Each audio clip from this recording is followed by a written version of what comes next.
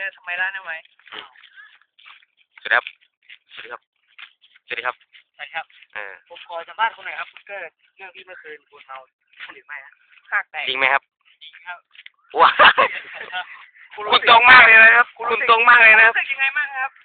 กับการที่ว่ามินตึ๊บมินตึบอะไรมินตึบครับอ๋อสวัสดีครับสวัสดีครับสวัสดีครับผมเรา MBK Band ครับมาเที่ยวครับ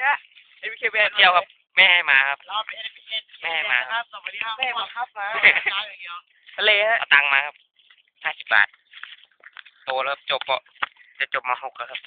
สวัสดีครับโอ้โหเกี่ยอะไรม.4เนี่ยไม่จบสมมติเอาเฮ้ยมึงเจอตังค์ยังออกแล้วทะเลสีขาวอันนี้นะกูไปเห็นลง YouTube อ่ะถ่ายพร้อมเลย